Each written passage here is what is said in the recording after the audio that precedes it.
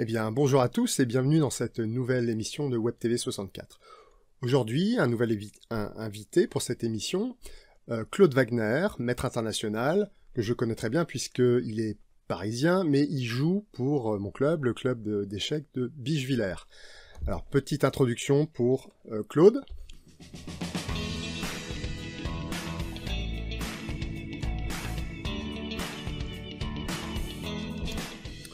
Salut Claude.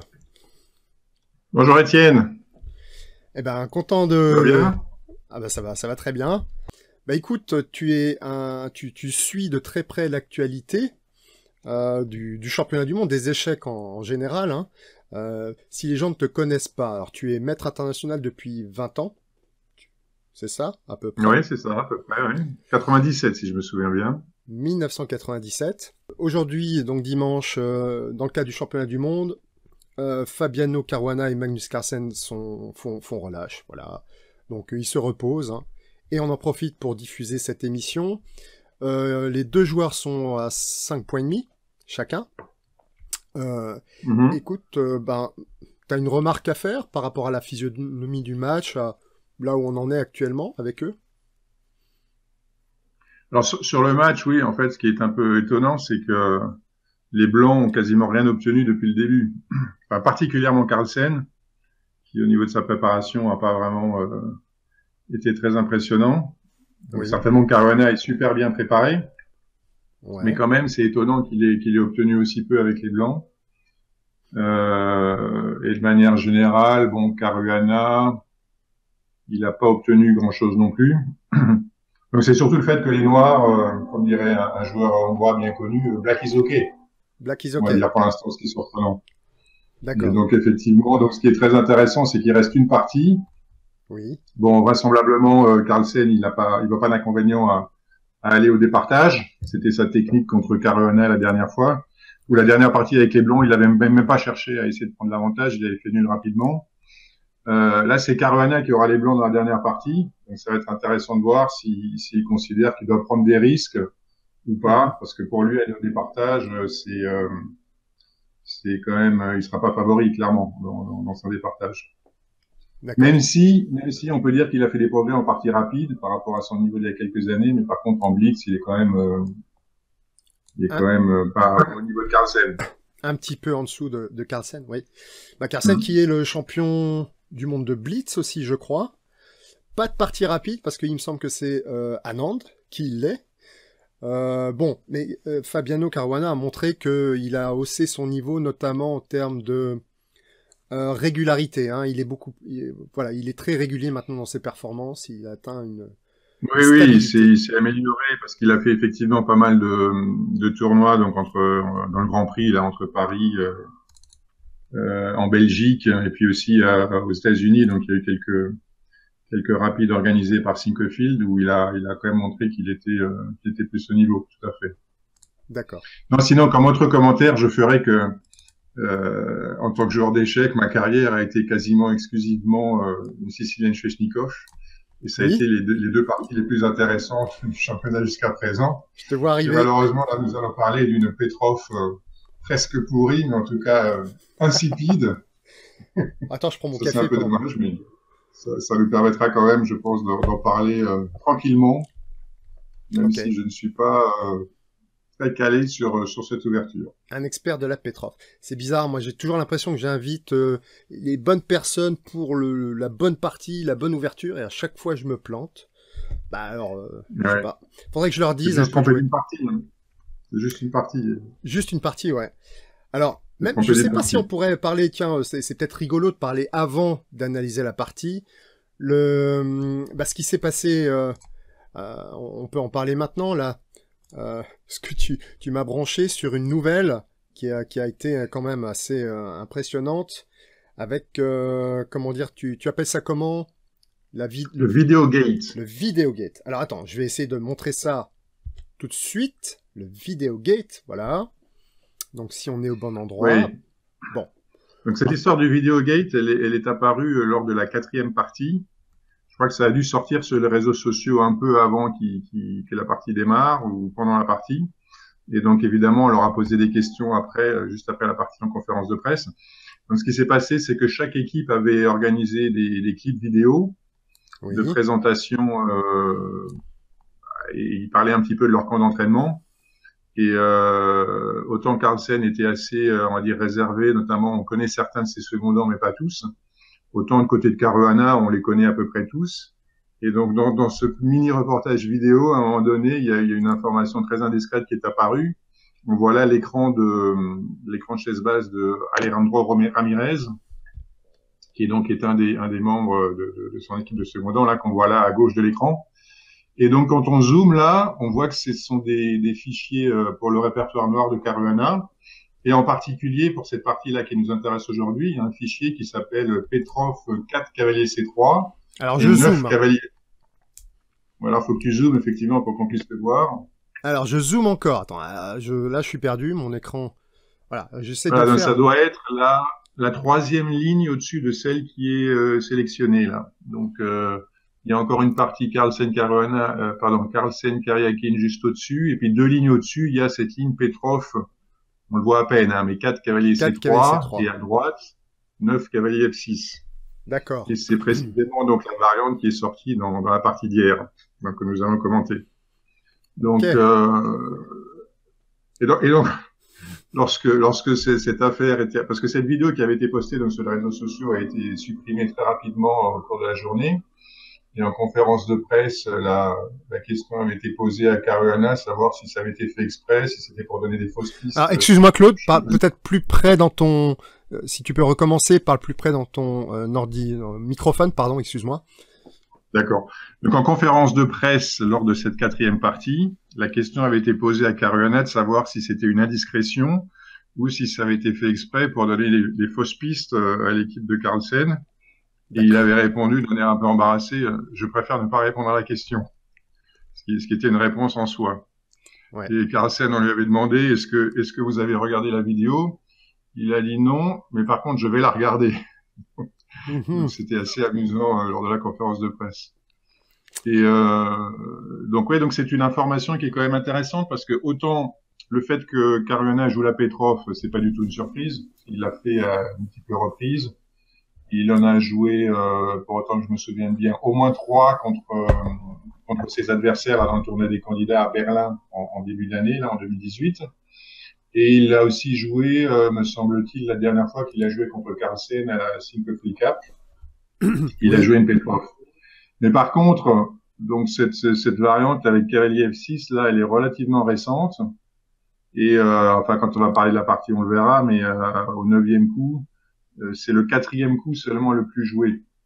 Donc il y a d'autres plans de développement à ce moment-là disponibles au noir, et donc c'est quand même fournir une indication que de présenter ça dans ce fichier. Donc il est clair, même si ça n'est pas apparu dans la partie, que Carlsen était parfaitement au courant et parfaitement préparé.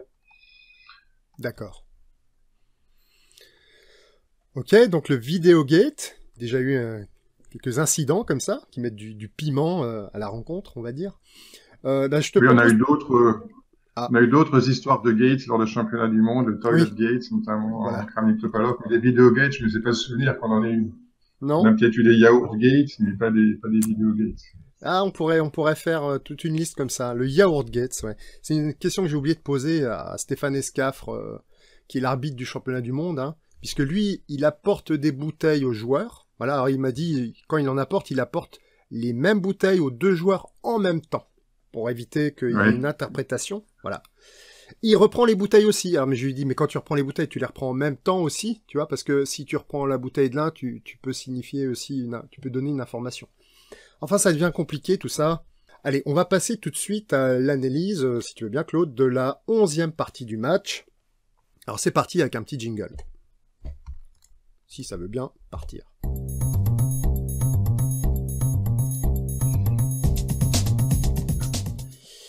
Et voilà, donc nous y sommes. Ce qui est amusant là, c'est qu'on voit sur la photo, bon, on voit Bachar Kouatli, notre président de la fédération, là, qui est en arrière-plan. Et on voit au premier plan donc le joueur invité, ou la personnalité invitée pour jouer le premier coup. Ça, c'était quand même une surprise. C'était Karyakin hier. C'est Karyakin qui a joué le premier coup. Il s'est amusé d'ailleurs à jouer B4 au lieu de jouer E4. Je pense que c'était une petite blague qu'il voulait leur faire. Oui, depuis que l'acteur anglais à la première ronde enfin, s'est un peu trompé de coup. Maintenant, tout le monde peut jouer ce qu'il veut au premier coup pour faire des blagues, Voilà, ouais, c'est pour le fun. pour le fan. Et ça compte pas, c'est pas imputé sur le temps à la pendule. Alors, donc je vais faire continuer mon petit diaporama qui tourne en boucle en bas. Si tu vas à n'importe quel moment, tu peux aussi commenter les photos. J'en ai une dizaine. D'accord, attends, je vais faire un essai là. Je vais voir si j'arrive à jouer le premier coup. Ah, magnifique. J'ai C'est réussi à jouer magnifique. E4. T'as même pas fait de Magnifique. blague. T'as même pas joué un Non, B4 par exemple pour Magnus. ça m'a rajeuni du coup, parce que toi, ça fait une éternité que j'ai pas joué E4. Bon, donc nous voici donc dans la Petrov. Ou défense russe, défense Petrov. Alors qui a été remise au goût du jour par Arthur Yusupov, hein, qui a été, on pourrait dire l'un des candidats au titre mondial dans les années 80. Il était quand même très fort. Yusupov, Sokolov, c'était des joueurs Mhm. qui ont atteint vraiment le très haut niveau. Bon, qui ont essayé de jouer le titre, contester le titre au Karpov-Kasparov. Mais la défense russe a été aussi réhabilitée complètement donc par Karpov, je l'ai dit, Kramnik. Et puis aujourd'hui, il y a plein de joueurs du top mondial qui la pratiquent. Alors, si on en cite les par ordre alphabétique, hein, par exemple, Anand, Adams, Bakro, Gelfand, Giri, Ivanchuk, Mamediarov. Donc c'est vraiment des joueurs à plus de 2700 Elo. Étienne Bakro, je l'ai dit, le joueur français. Certainement, il y en a d'autres aussi, des grands maîtres français qui la pratiquent. Wesley So, Topalov. Et je pourrais même dire que Gary Kasparov l'a joué un peu. Ah bon? C'était un peu. Bon, évidemment, lui, il jouait beaucoup là, Sissien Najdorf, Chevenot, Mhm. tout ça, quoi. Il l'a joué, alors c'est assez étonnant, il l'a joué contre Deep Blue dans son match en 96 à Philadelphie. Ce match, il l'a gagné. C'est le match retour en D'accord, c'était 97 le qu'il a premier perdu. match alors. Premier match. Il a joué contre Deep Blue, juste pour jouer solide, effectivement, et il a même réussi à le battre. Alors Deep Blue a joué au troisième coup qu'avait C3, donc il est retombé dans une partie des quatre cavaliers, après ça a donné.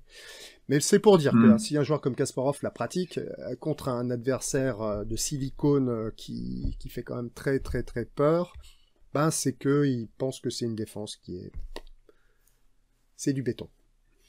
Oui, il y a énormément de joueurs très forts qui l'ont joué. On peut dire d'ailleurs que tous les joueurs qui jouent E5, enfin, parmi les joueurs donc de très haut niveau qui ont un répertoire assez large, ils ont plus ou moins joué la Petrov à un moment donné. Donc effectivement, Karpov, comme tu l'as dit, il a beaucoup joué en même temps qu'il jouait la Zaitsev, l'espagnol. Et c'est vrai que, bah, en particulier en match, quand on essaie de pousser avec les blancs et de faire nul avec les noirs, bon, c'est une ouverture qui a des vertus. Et c'est vrai que récemment, c'est revenu à la mode.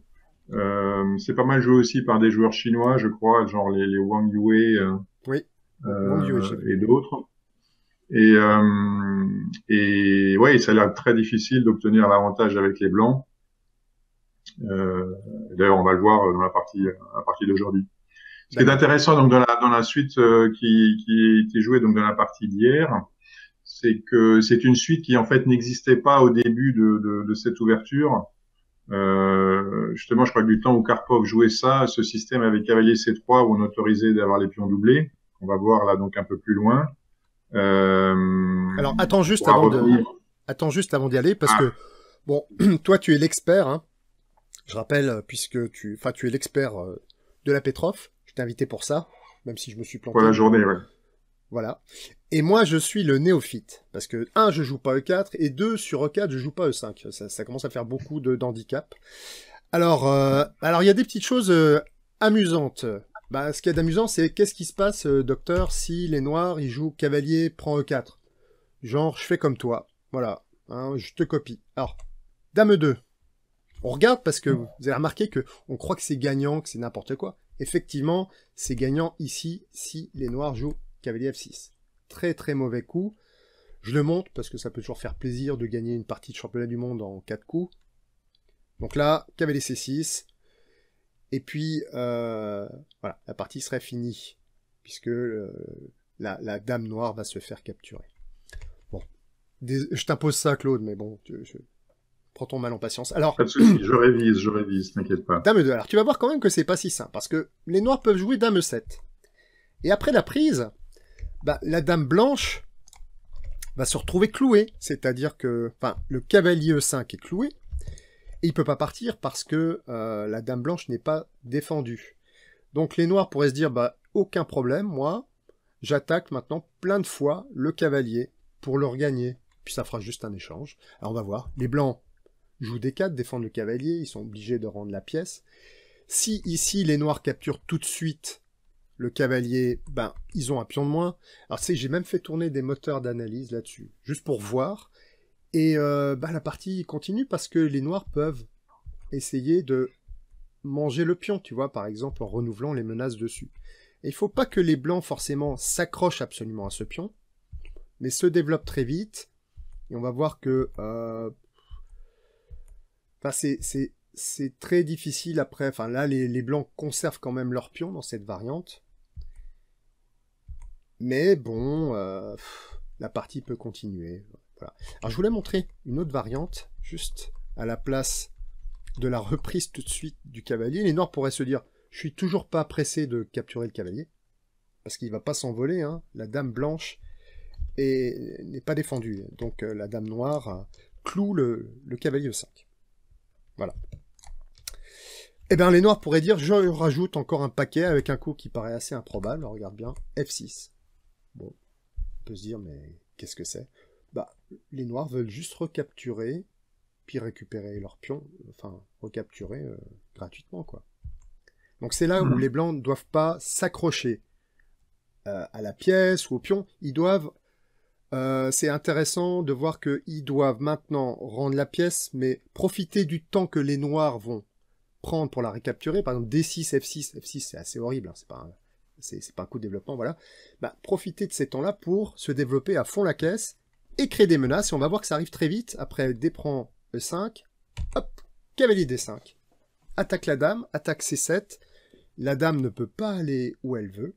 Elle doit continuer à défendre le pion C7. Donc là, on voit bien la double attaque. Hein. Dame D6, par exemple. Alors, je poursuis. Prise en E5. Ce qui oblige les noirs à reprendre du pion, puisque... Enfin, bon, on pourrait regarder dame prend pion, il y aurait l'échange des dames.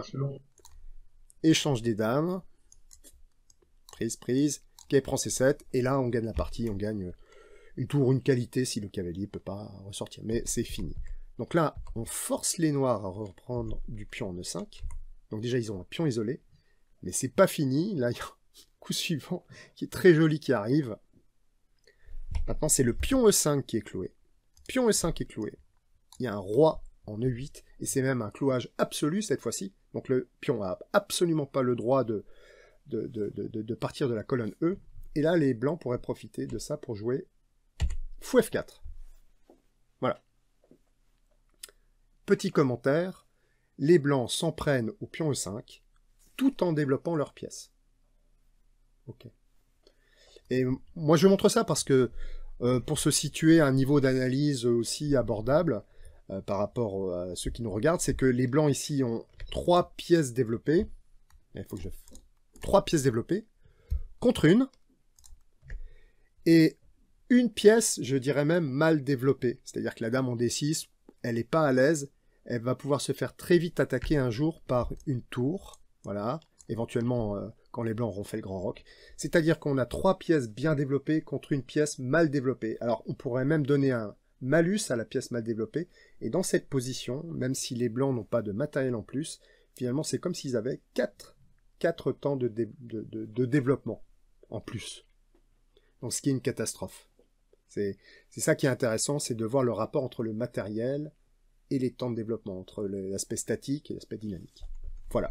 Donc, j'ai fait ma petite introduction, c'est tout ce que j'avais préparé. Et maintenant, tu vas pouvoir reprendre la main et rentrer dans les variantes des champions du monde. D'accord. En fait, si on voulait terminer ta petite introduction, il faudrait regarder ce qui se passe encore après le cavalier C6. Grand Roc ou Fou B5, voir si les noirs ont le temps de se développer en réalité, parce que est-ce que ces temps de développement en moins sont rédhibitoires ou est-ce que les noirs s'en sortent? Mais bon, on n'est pas obligé d'aller jusqu'au bout, mais en fait, ce gambit, il me semble que il porte un nom, je me demande s'il s'appelle pas le gambit d'Amiano, et comme tu l'as indiqué, mais c'était la première suite que tu avais donnée, celle où on jouait pas F6, qui est un coup effectivement au moins esthétiquement assez horrible. Là où on s'accroche pas au pion, on n'essaie pas de récupérer le pion, mais on se développe rapidement. C'est vrai que les noirs obtiennent des compensations pour le pion, mais pas suffisamment.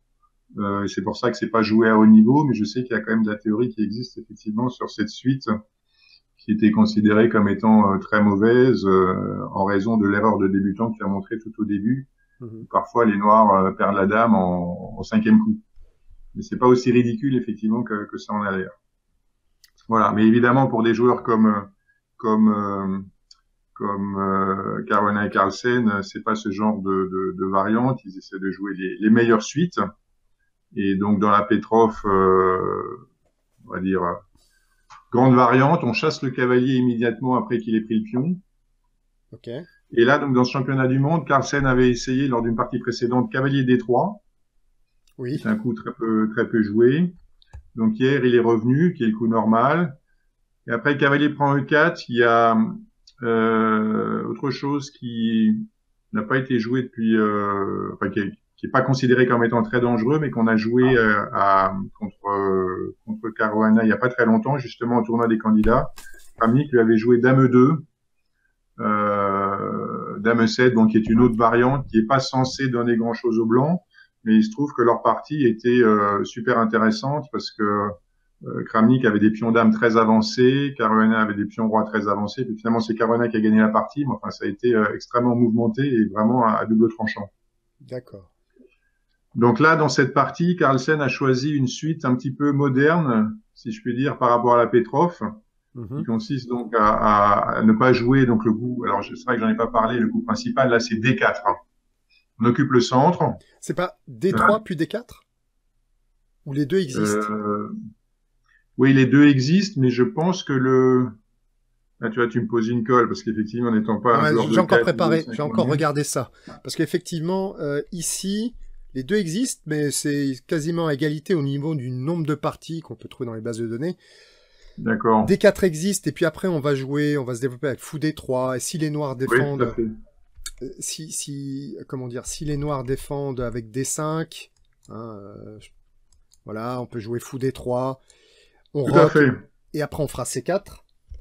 Et on va ça me semblait être en fait la ligne principale. Et là, le choix les noirs, en fait, la question pour les noirs, c'est de savoir s'ils veulent jouer Fou E7 ou la symétrie avec Fou D6. Ouais. Et donc là, il y a plein de grandes variantes de la Petrov. Ok. Donc ça, c'est la ligne, à mon avis, principale hein, de cette ouverture. Voilà. Mais déjà, rien qu'à parler des variantes, on voit qu'il y a un volume de jeu possible, et ce qui montre le fait que cette ouverture est très saine, quoi. Parce que il y a plein de possibilités, et donc, voilà, ça montre que c'est une ouverture qui est... c'est une ouverture qui est très solide. Très solide. Okay, et donc effectivement, donc, cette suite, alors qu'a choisi Carlsen, donc c'est assez moderne parce qu'il a fallu du temps pour que les gens réalisent que cette détérioration de la structure de pion, là, avec D prend C3, a plus d'avantages que d'inconvénients. Parce qu'effectivement, on voit pas très bien là quel est l'intérêt pour les blancs de jouer comme ça, vu qu'ils n'occupent pas le centre et ils ont une structure de pion qui est dévalorisée par rapport à la structure noire. Ils ont un pion de moins au centre. Oui. Et donc, en fait, la raison pour laquelle c'est une suite qui est très intéressante pour les blancs, c'est que ça permet de se développer très rapidement. On va le voir par la suite, on en sort Fou E3, Fou D3, et on prépare le grand roc qu'on fait de façon quasi systématique dans cette variante. Et après, suivant la façon dont se développent les noirs, on va ou bien jouer de façon agressive en attaquant le roc, si les noirs font petit roc, ou alors on va jouer de façon plus positionnelle si les noirs essayent de faire le grand roc. Et on peut donc en fait classer les parties ou la suite selon le choix que font les noirs pour faire petit roc ou grand roc. Et alors évidemment, c'est un peu plus compliqué que ça parce que souvent ce qu'essaient de faire les noirs, c'est de jouer des coups de développement qui leur permettent, suivant ce que font les blancs, de éventuellement faire l'un ou l'autre.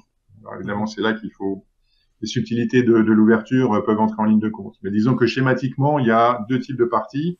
Ceux qui veulent vraiment essayer d'égaliser, simplement qui vont essayer de faire grand rock avec les noirs, et puis ceux qui vont essayer d'avoir une partie quand même un peu plus dynamique en acceptant les rocks opposés et en faisant de petits rocks. D'accord. Donc on va voir en fait bon le coup de développement suivant fou E7, c'est un coup qui est quasi systématique. Là fou E3, fou F4 est un coup qui est très joué aussi souvent dans cette position, mais je pense que fou E3 est le coup qui est prédominant aujourd'hui. Okay. La raison de fou F4, c'est de contrôler la case E5, parce qu'une fois que les noirs auront développé leur cavalier, ils peuvent vouloir venir en E5. Et ça, pendant longtemps, ça a été considéré comme permettant aux noirs d'égaliser. On peut regarder là, après les quelques coups, petit roc, dame D2, cavalier D7, grand roc. Là, ici, les noirs pourraient jouer cavalier E5. Tout de suite. Tout de suite. Parce que, en fait, si les blancs si les blancs prennent en E5, eh bien, en fait, les noirs ont aucune faiblesse et un pion de plus au centre. Donc, il peut pas y avoir de problème, il devrait pas y avoir de problème pour eux dans cette position. Mais par contre, ce dont on s'est rendu compte, c'est que les noirs, avec leur cavalier en E5, s'ils jouent cavalier prend F3, c'est-à-dire si les blancs ne prennent pas et que par la suite les noirs jouent cavalier prend F3, c'est-à-dire détériorant davantage la structure de pions blancs en créant des pions doublés isolés sur la colonne F, en réalité la colonne G qui devient ouverte sur le roc noir est très utile.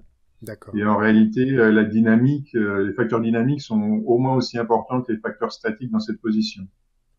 Et donc ça, c'est l'explication, à mon avis, pour laquelle aujourd'hui on joue beaucoup fou E3 plutôt que fou F4, parce qu'on s'est rendu compte que cavalier E5 n'était pas vraiment un coup pas vraiment une menace. Régler complètement les problèmes d'ouverture des noirs. Et le fait de jouer fou E3, ça a quelques avantages. Oui. C'est que si les noirs avaient joué un autre plan de développement, par exemple ici à base de cavalier C6, dame D2, fou E6, grand roc, dame D7, correspond à l'autre plan de développement dont j'ai parlé là précédemment, qui est de faire grand roc avec les noirs. À ce moment-là, ce fou peut être utile en faisant pression sur A7, davantage, enfin, il est plus utile que s'il était en F4.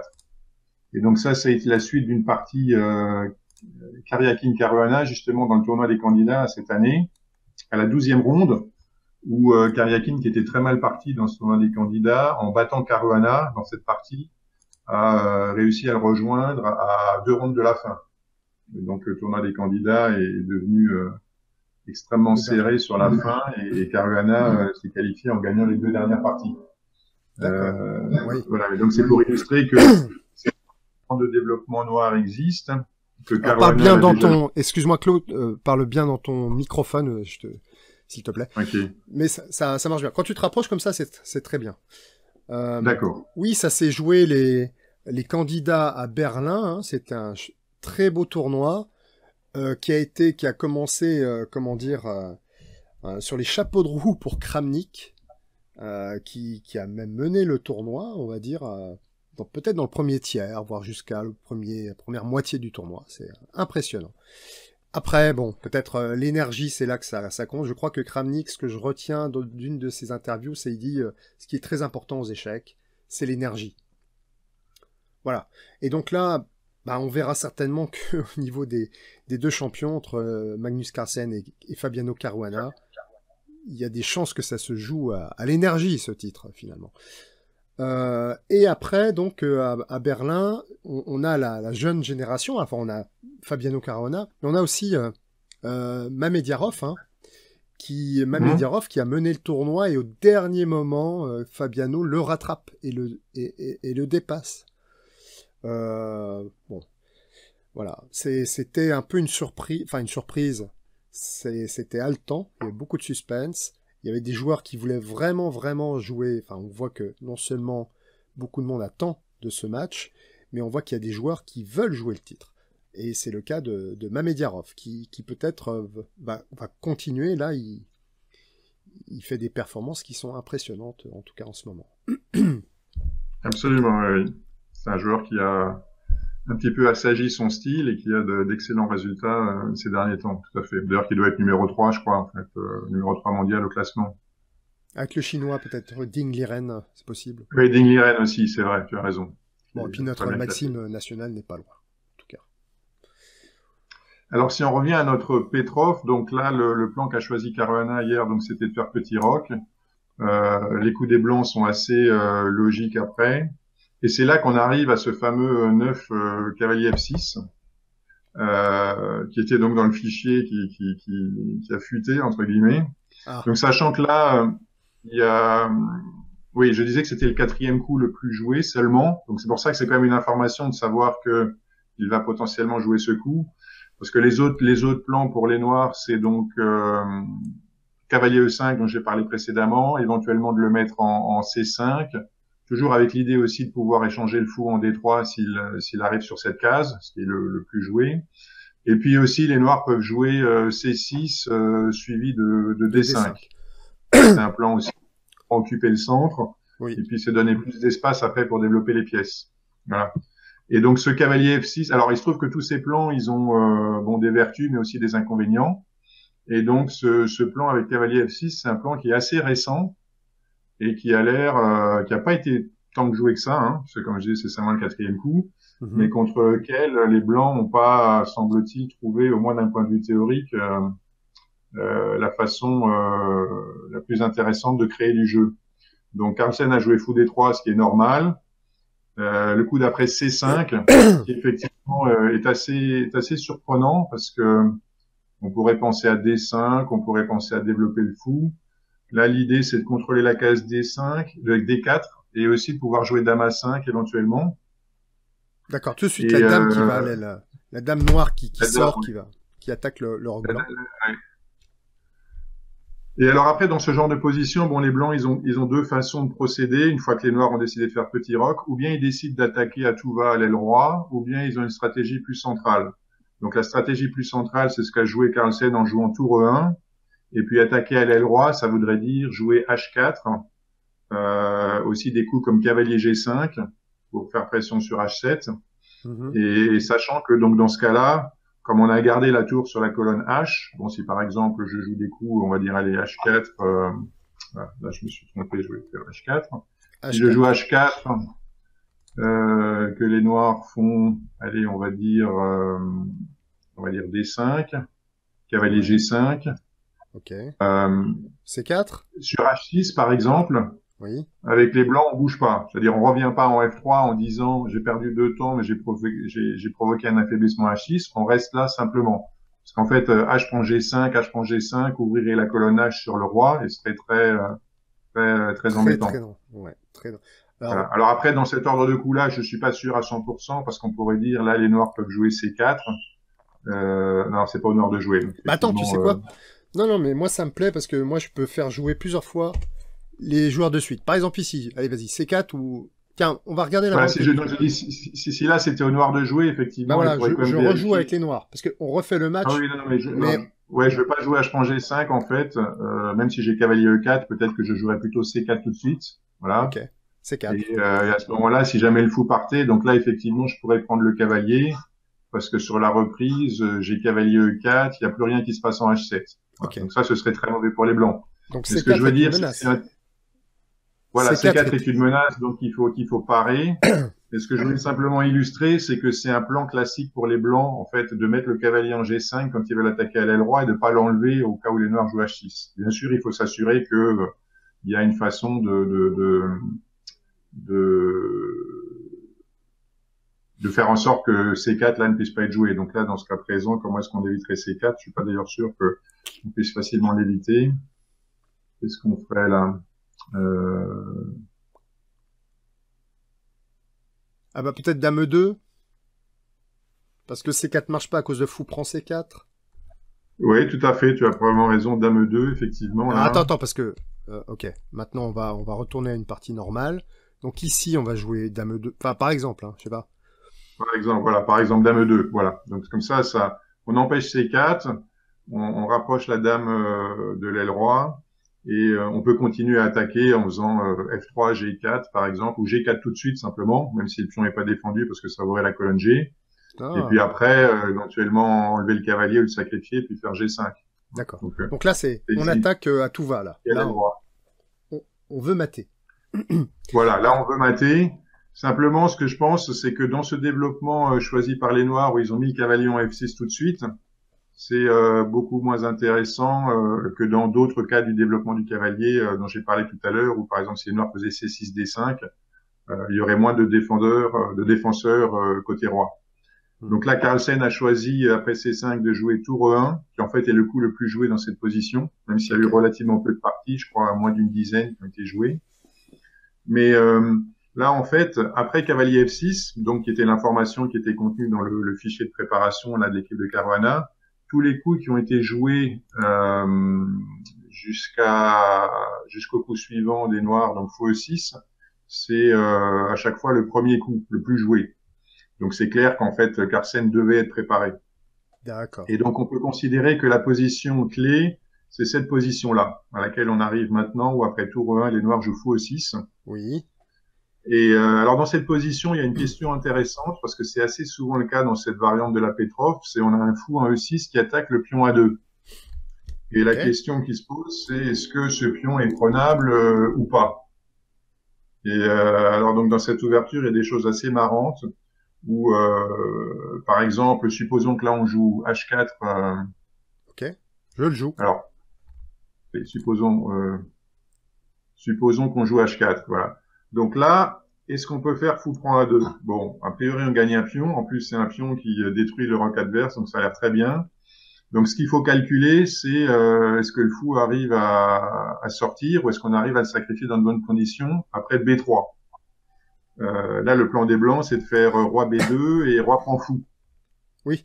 Donc le coup qui s'impose, c'est A5 pour essayer d'ouvrir sûr. la colonne A. Et après roi B2, oui. hop, et A4. Ok. Là. Et là, c'est très dangereux pour les blancs de faire des coups, par exemple, comme roi prend A2, parce que après A prend B3, il y a échec double. Ouais. Et le roi se trouve sur la colonne B, la colonne A est ouverte, et donc c'est catastrophique. Par contre, très souvent, dans ce genre de position, on peut faire tour A1. Et à ce moment-là, on va prendre le fou avec la tour, et les noirs ont perdu une pièce pour pas grand-chose. D'accord. Alors, il se trouve que dans cette position, on ne se presse pas pour prendre le fou. Alors, il se trouve que dans cette position, précisément grâce au coup C5, la dame peut venir en soutien. Là, ça a l'air très dangereux pour les blancs. Menace dame A3 d'une certaine façon. Hein. Menace dame A3, voilà, qui est décisif. Après, dame prend B3. Alors après, il faudrait regarder encore ce qui se passe après roi C1, parce que le fou reste cloué, et on peut interposer la dame en B2. Et là, je sais pas trop ce que vaut cette position. Dame A3, mais ça a l'air... Mais là, on gagne le pion B3, non? Là, on gagne le pion B3. Non, parce que j'ai tour prend A2. Quand tu fais dame prend B3. Bah, dame prend tout. Ah non, pardon, dame prend A2, tu as raison. On gagne le pion B3. Voilà, donc tout à fait, on va le montrer. Donc là, c'est très mauvais pour les blancs, parce qu'on fait ça, et on s'en sort avec 2 pions de plus. Bon. Donc, fou prend A2 est très intéressant. Donc H4 est probablement un mauvais coup. Ah. Par contre... Ou alors c'est un sacrifice, ou alors on laisse les noirs prendre en A2, et puis on s'en fout, on continue à attaquer de l'autre côté. Et on continue à attaquer, mais c'est pas évident qu'on ait suffisamment d'attaque. Par contre, le coup le plus joué, donc que n'a pas joué Carlsen, mais qui est probablement le coup critique, c'est fou G5 ici. Fou G5. Qui a été... Alors, parce que là, si on regarde... Oui, j'ai un peu... ça m'a pris 4 secondes, je crois, dans Chess Base. Là, j'ai appuyé sur mes petits raccourcis clavier pour qu'ils me disent à quel moment, dans la partie, il y a eu une nouveauté. C'est-à-dire à quel moment, pour la première fois, on obtient une position qui n'a jamais été jouée avant. Ça, c'est très intéressant. Parce que ça peut donner une indication sur la préparation des joueurs, ce que tu as dit avant. Donc que Magnus était préparé, on va voir que effectivement il va jouer une nouveauté là qui n'est jamais apparue avant. Enfin, en tout cas, dans toutes les parties jouées d'échecs jouées jusque fin 2017, voilà. Parce que j'ai pas les derniers. Enfin voilà, c'est ce qui est déjà pas mal. Donc ce coup fou G5 a été déjà joué par un grand maître du top mondial, hein, Anish Giri, le grand maître hollandais, contre Motilev. Oui, d'ailleurs, c'est amusant parce qu'en fait, Giri, il fait partie de l'équipe de commentateurs sur Chess 24. Et donc, effectivement, il a fait référence à sa partie contre Motilev. Mais en fait, il semblait dire que ce qu'ils ont joué dans cette partie, c'était pas ce qu'il y avait de mieux pour les deux camps. Donc, on va y revenir. Mais donc, effectivement, donc, fou G5, c'est probablement le coup critique. Parce que déjà, ce qui est intéressant, c'est que fou prend A2, là, ça ne marche plus. Ce qu'on a vu là tout à l'heure, donc c'est intéressant, c'est assez amusant de regarder la position à nouveau. Parce Vas-y. qu'on pourrait dire, bon, fou prend G5, ça menace rien directement. Il n'y a pas Fou de prend menace de F6, mat ouais. en H7. Voilà. Donc là, en fait, il y a, ce qui est intéressant, c'est que après B3 A5, Oui. alors, déjà, ce qu'on pourrait faire, c'est qu'on pourrait rejouer exactement ce qu'on a joué tout à l'heure, c'est-à-dire roi B2, A4. Donc, je le refais rapidement, hein, Tour 1. on est déjà passé sur cette variante. Donc, ici, Dame A5. dans cette position, la différence par rapport à tout à l'heure, c'est que la tour attaque le fou, là. Donc, quand tu disais qu'il y avait dame A3 suivi de dame prend B3, Attends, en fait, ça perd une pièce. la tour E1 attaque le fou E7, c'est ça que tu veux dire? La tour E1 attaque le fou E7, oui. Et le fou A2 Donc, est cloué. Le fou A2 est cloué. Ah ah. Donc ici... Donc, on n'a pas le temps de faire cette manœuvre dame A3, là. Pardon. On n'a pas le temps de faire cette manœuvre que tu indiquais tout à l'heure avec dame A3, dame B2 et dame prend B3. Oui, parce qu'il y aurait dame prend, fou prend. Ici, on échange, on prend la tour A8. Pour la tour A8 et après on ramasse le fou en E7. On ramasse le fou et il n'y a pas d'astuce. Faut quand même toujours jeter un petit coup d'œil jusqu'au bout. Par exemple, là, les blancs ont une pièce en plus, mais je conseille toujours, là, regardez s'il n'y a pas un petit quelque chose encore, parce que parfois, on a une pièce en plus, on croit que c'est fini, et puis il y a une surprise. Mais là, visiblement, le roi blanc a plein de cases de fuite. Qu'une pièce blanche est attaquée, donc il n'y a pas de surprise, quoi. Voilà. Mais alors, bon, je dois dire que j'ai un petit peu triché parce que j'ai utilisé l'ordinateur, évidemment. Et en réalité, il y a beaucoup mieux que ça pour les blancs. Donc, on va revenir un peu en arrière. Donc, dans cette position-là, donc fou prend A2 est clairement mauvais. Pardon, on a dit fou prend A2 est clairement mauvais. Oui. Parce que B3 A5, il y a un très joli coup qui est dame E3. Alors, dame E3, déjà, je vois que ça attaque le fou 7. C'est vrai que ce fou est défendu une fois. Il était déjà attaqué une fois. Maintenant, il est attaqué 2 fois. Voilà. Donc, les noirs doivent parer cette menace. Ils doivent parer, voilà. Et la question, c'est comment? Bon, tour 8. Tour 8, oui. Donc, en fait, on a joué B3 simplement pour empêcher le fou noir de revenir en E6. Et après tour 8, qui est le seul coup pour défendre le fou. Alors, c'est peut-être pas le seul coup. Attends, tu permets, je te donne un autre coup. Je sens que ça... Ah ben non, ça on le défend deux fois. Pas. Ça marche pas du tout, puisque là, il est attaqué. Attends, je veux voir. Parce que là, on a un thème de supermarché. J'ai découvert cette façon d'appeler ça supermarché, c'est Xavier Parmentier. C'est très bon livre qui en parle. C'est très drôle, puisque chacun va se servir dans le rayon de l'autre. Par exemple, après cavalier D5, les blancs peuvent prendre le fou E7. Oui, donc là, il y a deux options pour les blancs. Ou bien on fait fou prend E7, parce qu'on attaque la dame noire, donc on n'est pas embêté par le... Attention, il y a réverbération. D'accord. Voilà. Donc, je dis, on a deux coups envisageables pour les blancs ici. Ou bien fou prend E7, qui est le coup que tu viens d'indiquer. Ou bien fou prend H7, suivi de tour prend cavalier. Ok, des coups intermédiaires. En plus, là, on a la totale. Voilà. On regarde le plus... et on a des coups assez, particuliers au niveau tactique. C'est-à-dire que ça montre le dynamisme du jeu d'échecs. Surtout, c'est ça qui est intéressant de comprendre. C'est que quand on a une pièce attaquée, on n'est pas obligé de la défendre ou de s'en aller. On peut en attaquer une, au moins aussi importante que celle qu'on a d'attaquer. C'est-à-dire que là, finalement, les noirs attaquent la dame E3. Donc ça, on le voit bien quand même. Les blancs, en jouant fou prend E7, attaquent eux-mêmes la dame D8. Voilà. Donc chacun attaque la dame de l'autre. Et donc, faut voir si, à la suite d'une série d'échanges... Ah, Claude a été déconnecté. Non? T'es toujours là, Claude? Pardon, oui, non, pardon. C'est une erreur de manip de ma part. Je vais juste déplacer ma petite fenêtre, là. Voilà, excuse-moi.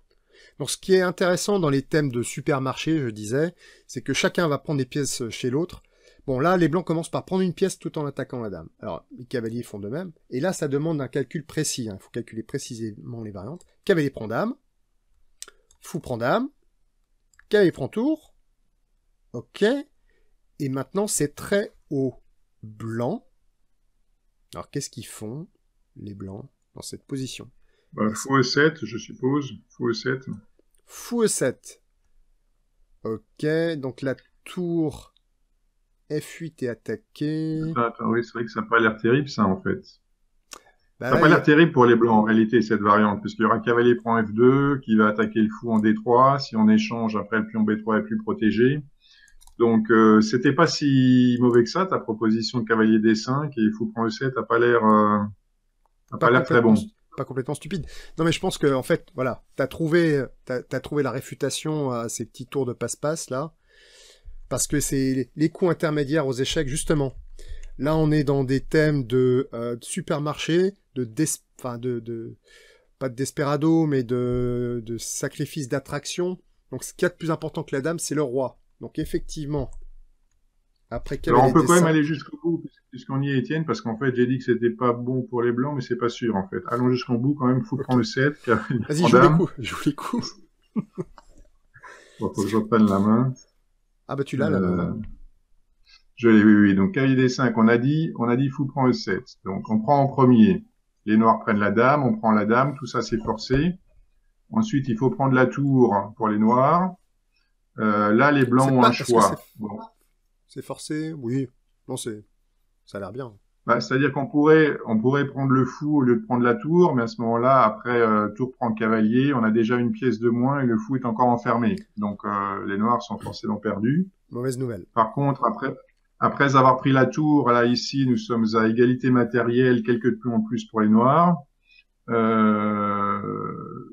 Égalité matérielle, non pardon, c'est faux ce que je dis. Il y a une qualité d'avance en fait pour les noirs. Qualité d'avance pour les noirs.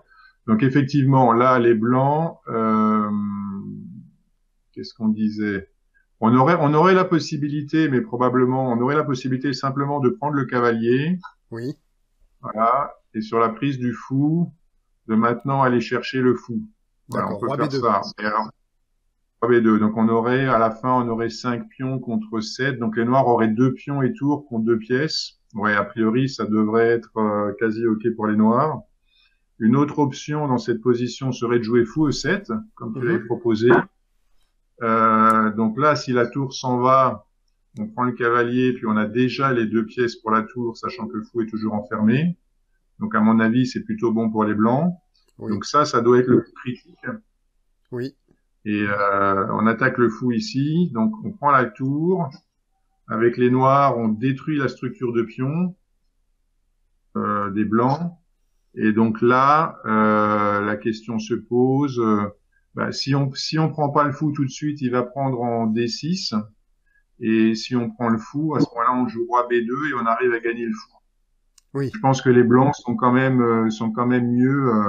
Sont gagnants. Avoir une pièce de plus pour 2 pions dans la position finale, ils sont probablement gagnants. Oui. Donc cette variante, elle est un peu compliquée, mais elle est peut-être quand même bonne pour les blancs. Excuse-moi Claude, parle plus proche de ton micro. De nouveau, le son n'est pas très bon. Merci. D'accord. Excuse-moi. Donc je disais, cette variante est assez compliquée, mais probablement bonne pour les blancs. Par contre, c'est beaucoup plus simple là de jouer cet échec. On va voir. On prend donc, fou prend H7. On fait l'échec. Sauf que le roi n'est pas obligé de prendre le fou, Claude. Parce que on peut montrer cette variante. Il n'y a pas d'intérêt à ne pas le prendre, là, en fait. Si, il y en a. Si. Parce que si on prend le fou... Ouais, désolé. Oui. Qu'est-ce qui se passe si on prend le fou? Bah, il y a dame échec. Dame... Non, là, l'idée, alors on n'est pas obligé... L'idée, c'est tout simplement de prendre le cavalier avec la tour. Hein. D'accord. Donc, voilà. Et donc là, j'attaque toujours ton fou, qui n'est plus défendu par le cavalier que je viens de prendre. Et si jamais tu échanges les fous, je reprendrai du cavalier avec échec. Et mat à venir dans quelques coups. Donc ce tour pour D5 prosaïque est largement suffisant. D'accord. Ah oui, bien sûr. Ah oui, donc non mais tu m'as empêché de dire n'importe quoi et je te remercie d'ailleurs. Donc voilà, et donc roi H8 n'a pas spécialement d'intérêt pour les noirs parce que de toute façon, bon, c'est pareil, on fait tour pour D5 et là on a déjà une pièce de plus. Qui c'est qui a parlé de roi H8? Personne. Voilà. J'ai dû rêver. Ouais. Non mais de nouveau je fais le montage après, mais je pense que on n'en parlera pas non plus au montage, voilà. D'accord. Donc effectivement, cavalier D5, c'était un coup qu'il fallait analyser, mais qui permet pas aux noirs de se sortir de cette attaque sur le fou. Le fou peut pas bouger, donc il peut pas être défendu par le cavalier. Donc la seule possibilité de le défendre, c'est de jouer tour 8. Ok. Et puis là, après tour 8, simplement, les blancs attaquent la tour. Ah, tu fais Et ça. les noirs sont perdus en réalité dans Attention, cette parle position. plus proche de nouveau. Hein. Il y a des effets quand tu es assez loin de ton micro. Fou D'accord. B5. Les noirs sont fou B5. Ouais, les noirs sont perdus après fou B5. D'accord. Ah, c'est ce que je vois, moi, ici. Ça, c'est... Bon, là, il y a encore pas mal de pièces. C'est vrai que là, les noirs sont peut-être tout simplement perdus. Ils vont perdre encore du matériel. Il y a aussi, même fou prend cavalier que je regardais. Mais l'idée, elle est toute simple. Bon, je sais pas. C'est moins bon que ce que tu as indiqué. Hein. L'idée, c'est de liquider plein de Oui, pièces. c'est de prendre le fou. Oui, tu as raison. Ça marche aussi. Et voilà. Et de jouer roi B2 et de passer en finale avec une pièce en plus. Bon. Quand on ira chercher le fou, peut-être que les noirs vont réussir quand même à capturer le pion C3. Et finalement à se retrouver avec, si je compte bien, 7 pions contre 5, une pièce en moins. Objectivement, ils sont foutus. C'est fou de couleur opposée. Bon, ok. Mais objectivement, mais je Oui, préfère ta variante. c'est gagnant aussi. Tu as raison.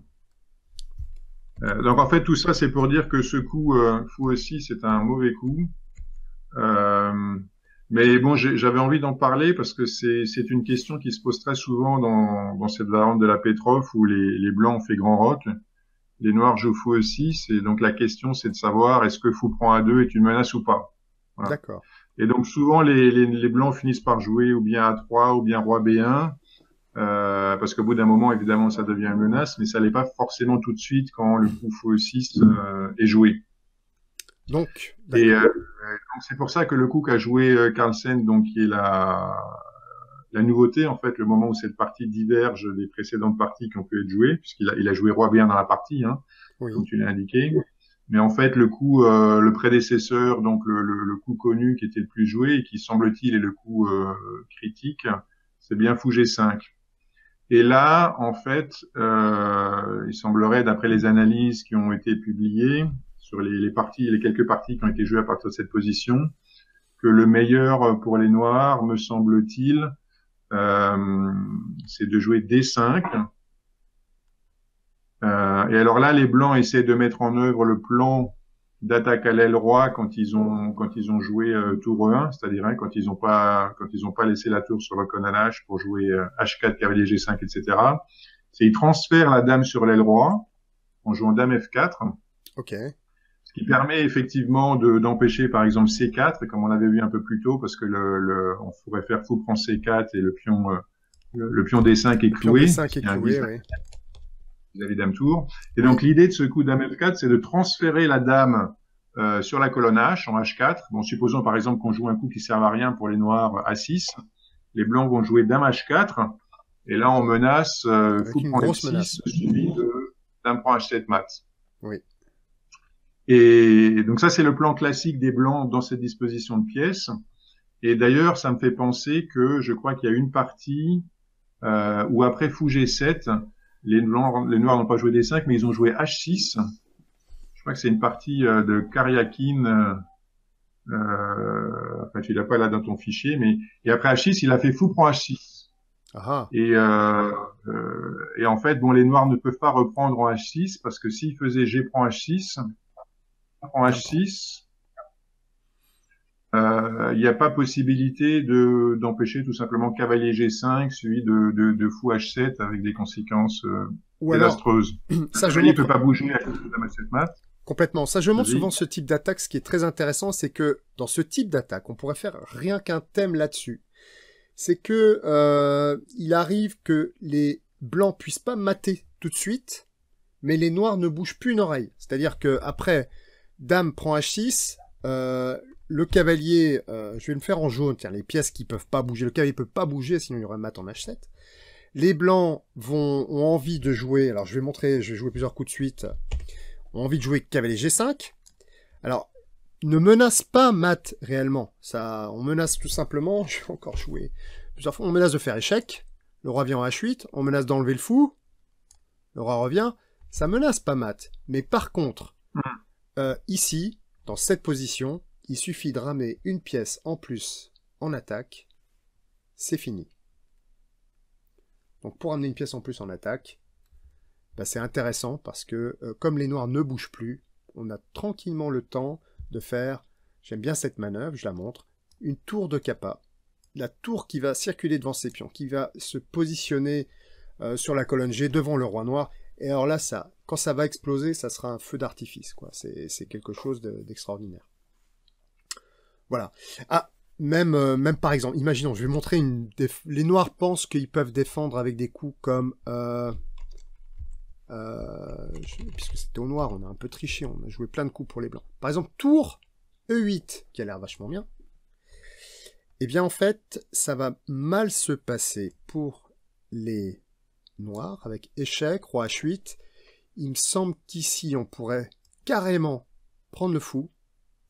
Alors, on va voir que la tour, maintenant, ne défend plus le pion F7. Alors, c'est très intéressant, parce qu'elle ne défend plus le pion F7. Paf, on l'élimine. Le pion reprend. Et maintenant, c'est joli. Échec et mat. On n'aura même pas le temps d'aller manger la dame. C'est bien dommage. Mais bon, le but du jeu, c'est de mater. Donc c'est juste pour montrer que les pièces noires ne bougent vraiment plus. C'est un truc, c'est infernal quand on se prend ça avec les noirs. Oui. On est dans de beaux draps. C'est ça effectivement que tu as très bien illustré, c'est que tu as montré en fait que dans cette disposition de pièces, les noirs ils peuvent rien faire, ils peuvent pas bouger la tour, peuvent pas enlever le cavalier F6, donc ils peuvent rien faire contre des tours prend E6, des tours E3 G3 et voilà, ils vont se faire mater quoi qu'il arrive. Okay. Et donc ça c'est donc intéressant puisque ça a été joué à très haut niveau en fait. Donc je crois que c'est Hare Krishna qui s'est fait placer ce fou prend H6 par Karyakin là dans une partie assez récente. Et donc on peut pas chasser ou poser la question au fou là tout de suite dans cette position. Donc c'est pour ça que suite à cette partie ils indiquaient des analyses avec D5, Dame F4. Et alors là, j'avais proposé un coup, d'attente, enfin A6 qui sert à rien, qui permet aux blancs de jouer Dame H4. En fait, le meilleur coup là pour les noirs semble être tour E8. Et alors l'idée de ce tour E8, c'est que précisément, si le sacrifice est effectué là comme on l'a vu précédemment, les noirs ont la possibilité, on va le montrer là, donc après, disons, après dame F6, on fait Dame H4, pour menacer fou prend et Dame prend H7. Là, sur H6, si fou prend H6, il y a un coup intermédiaire. Eh bien, on peut prendre. Sur fou prend H6, on peut prendre, parce que après Dame prend H6, il y a fou F8. Ah oui. Tac la dame et on va jouer fou G7 au coup d'après. Donc on va défendre son roi parce qu'on a le temps de ramener le fou. Alors, il se trouve que cette suite-là, c'est une suite qui a aussi été jouée. Là, il faut que je vérifie mon autre fichier. Là, je suis sûr de ne pas dire de bêtises. Je savais que tu étais un expert. T'es un expert de la Petrov. Un expert qui Essayer de devenir un expert cette nuit, voilà. Alors, ah oui, alors c'est pas exactement ça qui s'est joué c'est une partie récente jouée par Kosteniuk contre Harika. Donc, ce qui s'est passé dans cette partie, une joueuse très forte joueuse indienne, donc toutes les deux des grands maîtres à plus de 2500.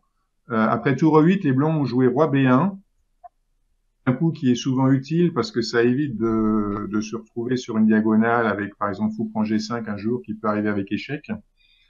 Et là, donc, Kosteniuk a joué H6. Et donc, dans cette position, là, Harika a joué le coup inférieur, fou prend cavalier, qui donne la paire de fous au noir. Et en fait, les noirs, à partir de là, sont légèrement mieux. Mais le meilleur coup, c'est fou prend H6. Quand même. Quand même. Et alors là, sur fou prend H6, on fait G prend H6. Et donc, comme je l'indiquais tout à l'heure, donc Dame prend H6 n'est pas bon, à cause de fou F8. Enfin, on va le remontrer. Dame prend H6. Non, mais j'ai bien retenu, hein. Voilà, et le fou va s'interposer. Oui. Donc le coup le meilleur là, il faut que je jongle avec mon autre fichier, mais ça consiste à faire un échec en G3 et à sacrifier en E6 la tour. Alors je sais pas dans quel ordre, mais disons on fait tour prend E6 d'abord, puis on prend Dame échec, D'accord. Alors là, les noirs sont obligés d'aller, ils peuvent pas aller en H8, parce que s'ils vont en H8, il y a cavalier E5 avec effet des dévastateurs. On Je menace suis d'accord. cavalier F7 et aussi cavalier G6 avec découverte. Donc les noirs sont obligés d'aller en F8. Oui. Et là, une fois que les noirs sont en F8, Dame G6, quand même. Dame G6, exactement. Donc là, on menace cavalier E5 suivi de mat en F7. Donc les noirs sont obligés de se dégager et d'enlever le fou, contrôler la case E5 et ramener une pièce. Et puis là, on fait dame prend H6 échec. Les noirs ne peuvent pas s'échapper par roi E7 parce qu'ils seraient matés en un coup. C'est joli. Dame G7. Attends, arrêt sur Oui, image. hein, Photo. C'est joli. Vas-y. Non, mais une dame Et c'est un joli mat. qui mate toute seule. Un mat un peu. C'est un peu un mat à l'étouffer en quelque sorte. Pas complètement étouffé, mais un peu un mat aidé, on va dire. Donc là, les noirs sont obligés de revenir du côté de se rapprocher du coin. Et en fait, là, la meilleure suite, enfin, il y a pas de, les blancs n'ont pas assez de matériel pour gagner, et donc la partie se termine ici par une répétition de coups. Voilà, sur les meilleurs coups joués par les deux joueurs. Ah. Et alors c'est peut-être un peu décevant là, je te sens un peu déçu là, tu t'attendais à une attaque non, gagnante. Mais tu sais le concept. Pourquoi j'ai montré ça? Le concept d'attaque de nul, j'ai découvert ça tardivement, mais je confirme que ça existe. Hein. Je crois que c'est le premier qui m'a sorti ça, c'était un joueur du cercle d'échecs de Strasbourg, c'est Louis Ross, voilà, qui m'a dit que à recomposer et tout, mais en fait il préparait une attaque de nul. Waouh. Alors c'est une attaque qui sur la meilleure défense se termine par un perpétuel. Donc il faut rendre hommage aux deux camps, de jouer. Je crois que c'est dans une sicilienne, hein, très très où on sacrifie tout et à la fin si les noirs se défendent très bien, ok, c'est nul. Donc le concept d'attaque de nul, c'est assez humoristique aussi. Oui, alors à mon avis, ce qui se passe dans cette position, c'est que comme structurellement, en fait, les blancs ont des désavantages puisqu'ils ont des pions doublés ici. Les noirs viennent d'avancer au centre, ils sont en position supérieure au centre. Ou bien l'attaque fonctionne, ou bien les blancs risquent de se trouver moins bien.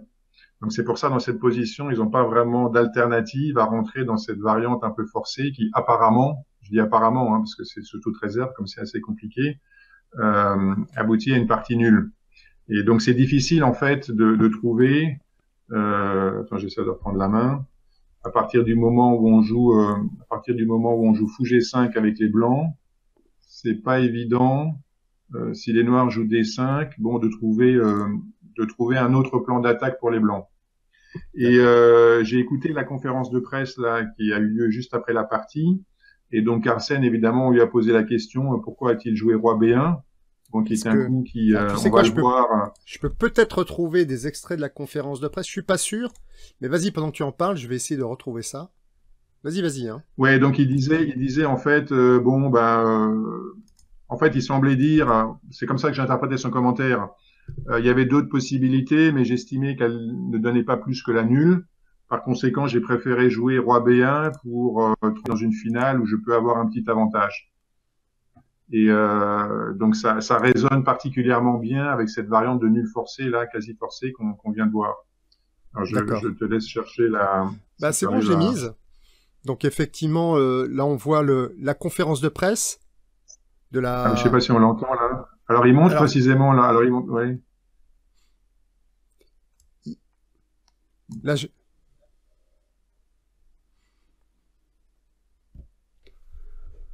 Donc là, Magnus explique que Fabiano est très très bien préparé. Et donc on a Daniel King, commentateur star. Alors moi j'entends pas, hein. Toi tu as peut-être le son, mais moi je l'entends pas. Oui, d'accord. Tu pourras réécouter après.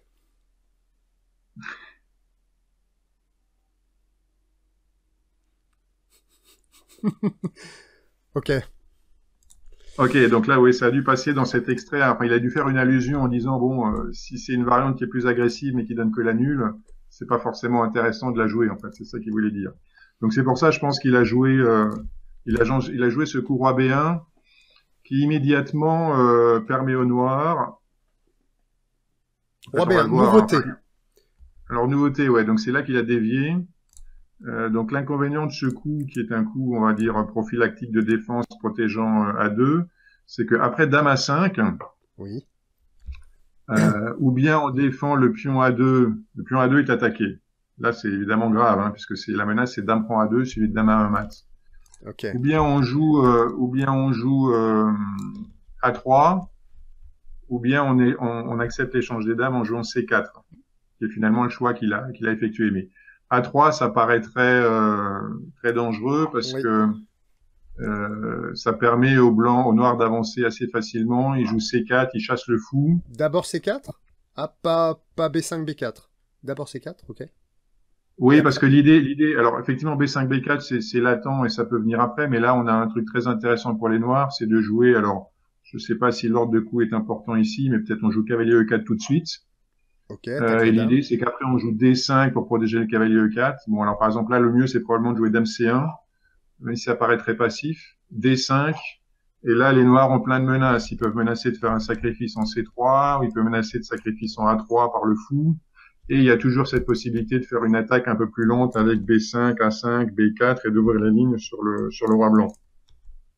Donc ça paraît et c'est plus ou moins forcé, quoi. C'est-à-dire que C4, après C4, il faut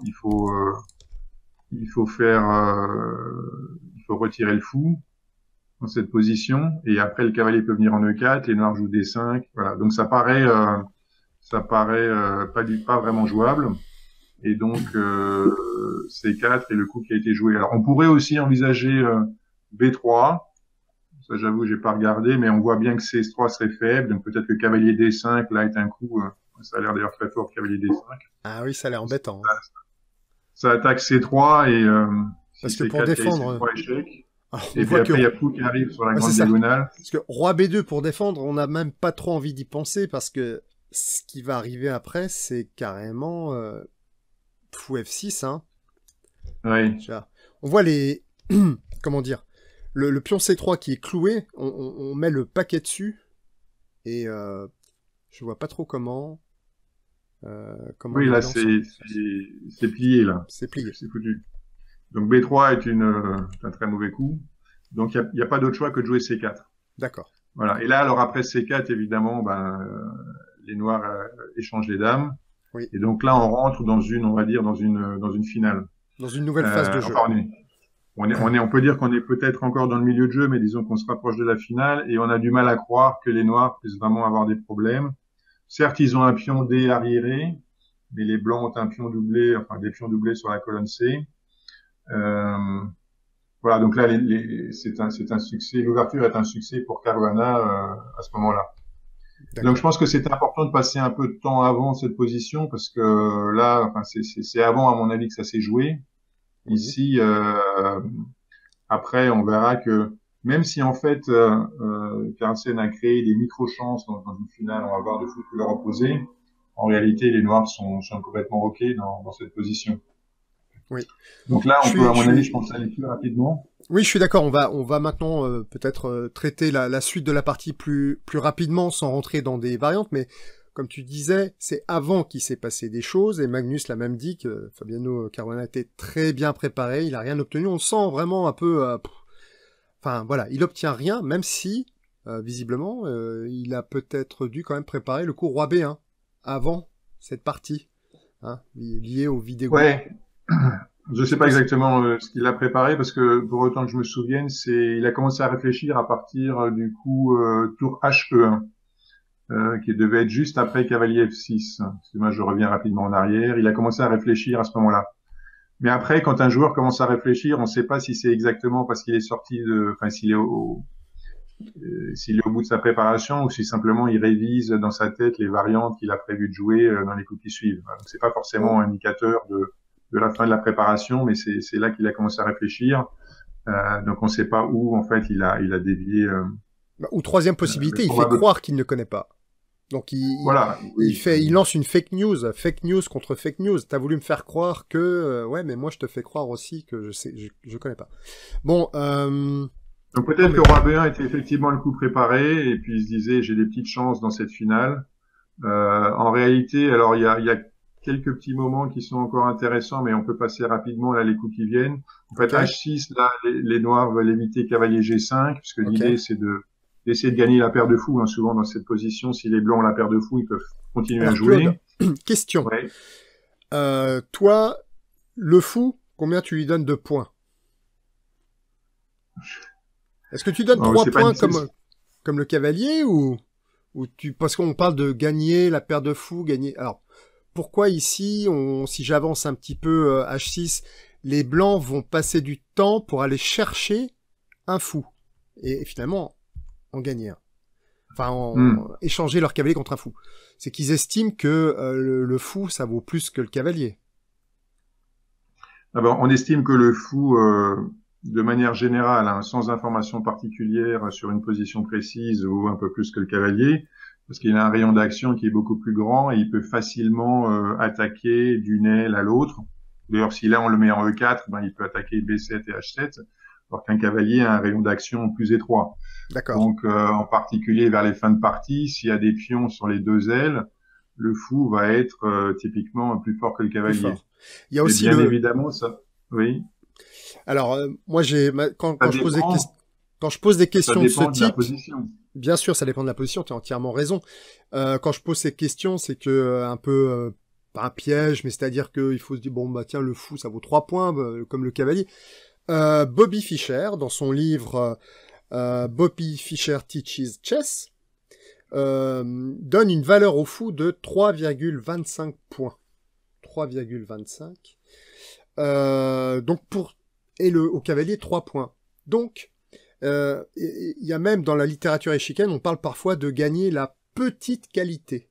Voilà, le cavalier qui prend le fou, on voit dans des commentaires, on dit voilà, les blancs ont gagné la petite qualité. Voilà, ils ont pris un fou avec leur cavalier.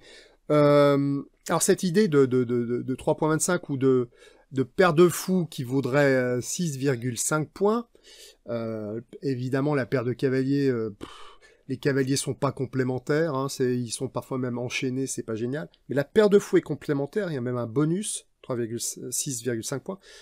Bien, c'est juste pour dire que, voilà, les fous, il y a des chances qu'ils aient plus de possibilités que les cavaliers, dans les positions ouvertes, évidemment.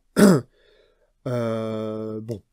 Après, on va voir que là, les noirs vont réussir à récupérer un fou, eux aussi. Voilà. Oui, oui, oui. Donc dans cette position-là, en fait, exactement, la paire de fous n'est pas pérenne en quelque sorte, puisque le cavalier va avoir une superbe case en E5. Rapproche-toi du micro. On peut peut-être juste revenir un petit peu en arrière. Donc H6 aussi une raison, c'est qu'il y a une enfilade de fous sur la colonne E, donc cavalier G5 serait quand même un peu embarrassant. Rapproche-toi du micro, cavalier... Claude. C'est la voix est un peu nasillarde. C'est voilà. Merci. Après cavalier H4, tour E8, les blancs auraient pu faire cavalier F5 aussi. Oui. Parce que ce fou là de case blanche, c'est quand même le bon fou des noirs entre guillemets. Hein. On voit que les pions là D6 et C5 sont sur case noire, donc on n'a pas tellement envie de se séparer du bon fou qui est celui de case blanche pour les noirs. Mais après fou F8, oui. on va tranquillement pouvoir jouer D5 le coup d'après, et puis les noirs n'ont aucun problème. Donc c'est pour ça que cavalier F5, qui est visuellement plus logique, n'apporte pas grand-chose. Carlsen a joué cavalier G6 parce que là il est sûr, en plus ou moins, voilà, il est sûr de pouvoir prendre le fou. Hein, après fou F8, il pourrait le prendre. Et sur fou D8, sur fou D8. Alors sur fou D8, je suppose qu'à ce moment-là on joue cavalier F4. Donc là on attaque le fou de case blanche et puis surtout on contrôle la case D5, ce qui rend D5 beaucoup plus difficile.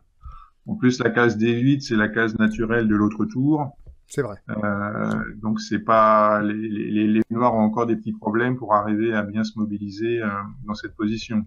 Alors c'est drôle, la manœuvre, là on est dans des jeux de manœuvre, hein, finalement, où les blancs, si on voit, ils sont partis de F3 avec leur cavalier, F3 avec leur cavalier, pour arriver sur la case F4. Hein. Ils ont manœuvré, hein, et peut-être après, éventuellement, D5.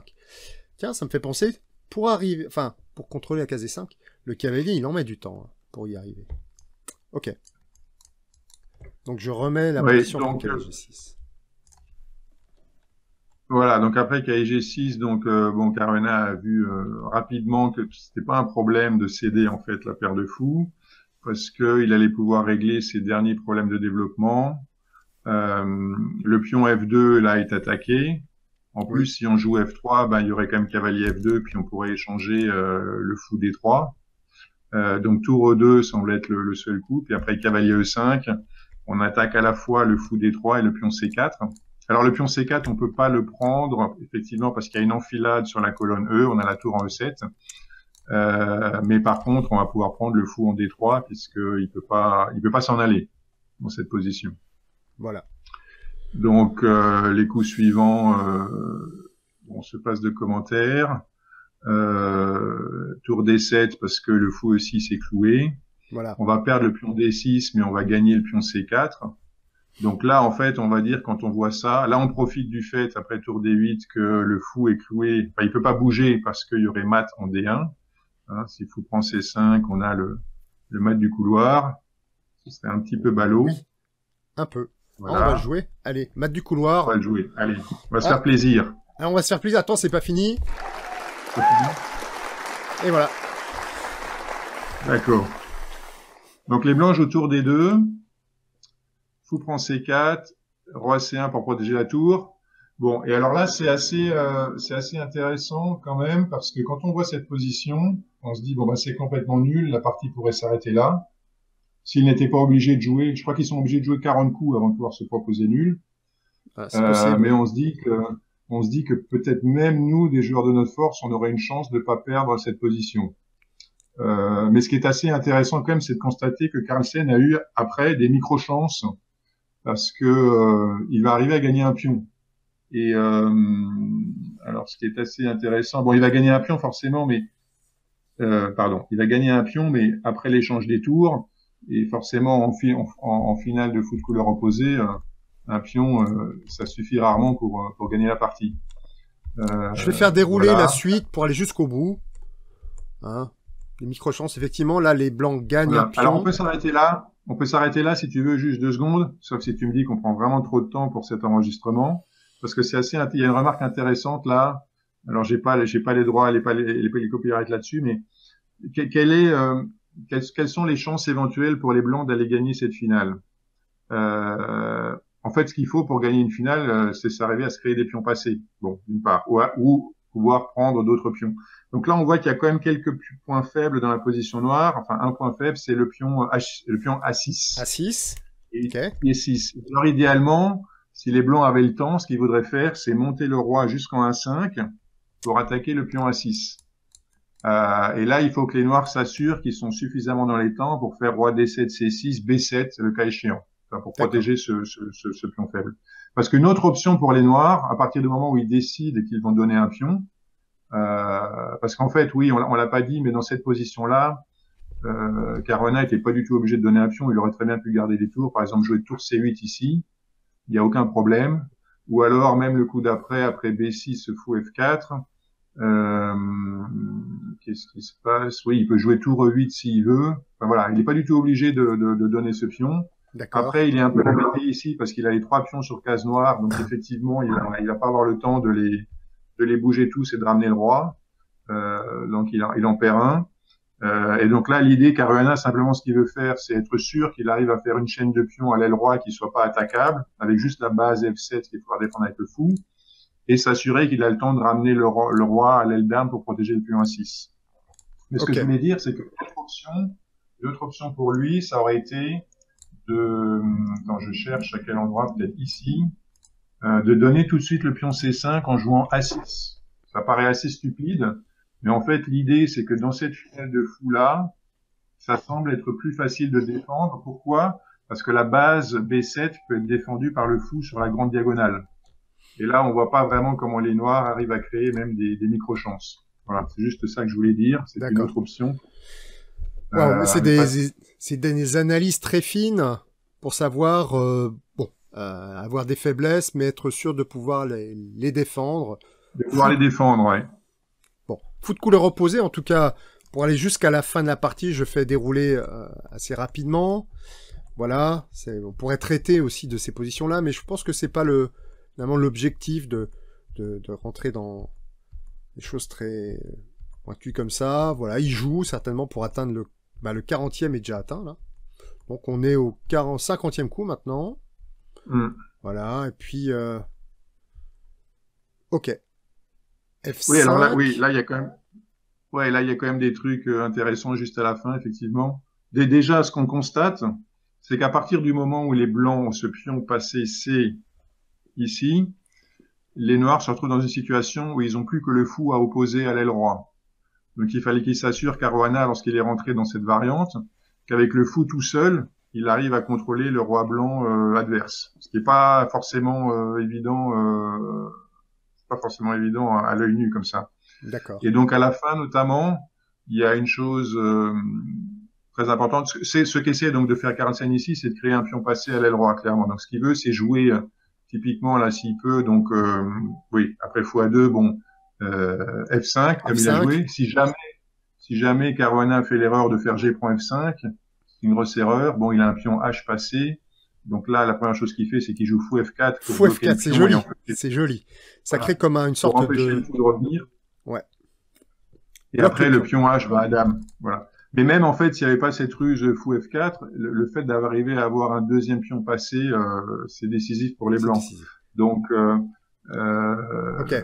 Donc, ce piège-là, enfin, ce piège-là, il fallait pas tomber dans ce piège-là. Il fallait faire attention aussi. Alors, justement, après F5, Fabiano est aux aguets et il va jouer tout de suite fou B1. Fou B1. Mais même avant F5, il faut faire très attention. C'est-à-dire qu'il faut pas jouer, si tu vas juste en arrière un coup, il faut pas jouer fou E6 ici. Parce que tu peux te dire fou E6, c'est un coup tranquille. Je veux dire, j'empêche de jouer F5. Oui. Pourquoi il veut pas faire fou E6, là? Ah, attends, c'est peut-être, je sais pas. Ah, non, pardon, oui, c'est ça, on était en B3. Donc, au lieu de faire fou E2, qui est le bon coup, il faut surtout pas faire fou E6. Parce que là, fou E6, tu te dis, j'empêche F5, n'est-ce pas? Je peux faire fou prend F5. Sauf que les blancs jouent H5. D'accord. Et on peut pas prendre. Et donc, les blancs vont se créer le pion passé, ils vont faire H6 le coup d'après. Ouais. C'est-à-dire que là, maintenant, les noirs, s'ils prennent, ils perdent le fou, donc ils vont jouer le fou quelque part. Maintenant, les blancs font H6. Les noirs peuvent encore espérer, après G5, arrêter ce pion, mais on voit bien que le roi, il viendrait soutenir l'avancée du pion H. Et finalement, on commence d'abord, vraisemblablement, par prendre alors, on fait roi prend G5, probablement d'abord. Ouais, t'as raison. Après, on refait roi F6, G7. Et puis, on gagne le pion et on gagne la partie. Donc, il y a des pièges. On gagne le fou, pardon, et on gagne la partie. C'est intéressant. Donc, ce qu'il y a, c'est qu'en fait, on peut pas empêcher les blancs de faire F5, en réalité. C'est ça qui est important de comprendre. On est obligé de les laisser faire. Et là, il faut effectivement se rendre compte qu'on a cette superbe ressource fou B1 qui fait que si les blancs échangent le pion, F prend G6, on reprend, on fait F prend G6, il n'y a toujours pas de pion passé, c'est complètement nul. Et si jamais les blancs font roi prend F7, à ce moment-là, on fait fou prend F5, et c'est pareil, il n'y a plus aucun moyen de progresser. Alors c'est drôle parce que finalement les blancs ils jouent un coup dans l'eau là, ils jouent fou F2 et les noirs ne doivent surtout pas prendre le pion F5 évidemment. Ils doivent juste jouer un coup de fou sur la diagonale B1 H7 et attendre à un moment donné que les blancs se décident soit à capturer G6 ou à roi prend F7. Mais effectivement c'est ça il faut gérer ces moments. Ouais. C'est difficile d'être aux aguets. Je suppose que Caruana, très rapidement, il s'est rendu compte de ça et donc il n'a pas eu peur, il n'a pas tremblé. Mais je pense que beaucoup de joueurs auraient été beaucoup moins sûrs de ce qui pouvait se passer. Ok, super. Merci Claude, c'était très intéressant. Alors on va passer très vite à la rubrique Actu, où tu vas pouvoir un peu commenter l'actualité des échecs pendant ce championnat du monde. Voilà. Allez, jingle.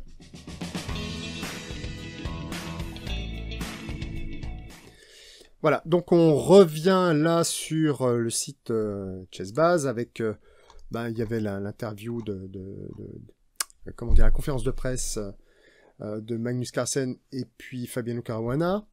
Donc là j'ai fait le tour, je vais te présenter différentes pages. Donc là, commençons par la page World Chess Network. World Chess, donc qui qui remonte un peu le début, enfin l'acteur anglais, voilà, 5,5, 5,5, donc c'est le score. Oui, donc bon, sur le championnat du monde, là, j'ai pas grand-chose à rajouter. On en a parlé déjà, hein, si ce n'est que Oui, c'est vrai qu'on va peut-être avoir pour la première fois, il me semble, que des parties nulles jusqu'au départage. Certaines personnes disent d'ailleurs que peut-être 12 parties, c'est trop court, il faudrait monter à 16, 18, que les joueurs prendraient plus de risques. Parce que là, on a l'impression aussi que les joueurs veulent pas prendre de risques. Par exemple, Carlsen, chaque fois qu'il a été surpris par Caruana, quand il avait les blancs, il a essayé il a esquivé en fait la suite critique. C'était le cas notamment dans dans le premier Gambit refusé qu'ils ont joué.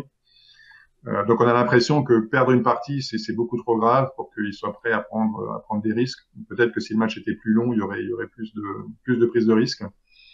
Et puis bon, on va voir ce qui va se passer dans la dernière partie. Les départages, on sait que a priori Carlsen est favori, mais tout peut se passer hein, de toute façon. Ou alors mettre la victoire voilà, à 3 points. La victoire à 3 points. Ou à 2 points. Enfin, attends. Ouais. Bah, non, mais je sais pas. Mais c'est vrai que c'est... La victoire à 3 points, quand c'est un match entre deux joueurs, ça change rien, si tu veux. Donc, c'est le nombre de victoires qui compte, au final. Voilà, donc pour le championnat du monde, rien de plus à dire. Ce qui est très sympa, c'est qu'on a de plus en plus de tournois sur Internet et que vraiment, on est gâté, puisqu'en fait, en parallèle de ce championnat du monde masculin, il y avait la Coupe du monde chez les femmes. Ok. Qui, en fait, n'était pas une Coupe du Monde, mais un championnat du monde, puisque Yu Wenjun qui a gagné, en fait, et qui était déjà championne en titre, donc redevient championne du monde, mais par un biais un peu différent.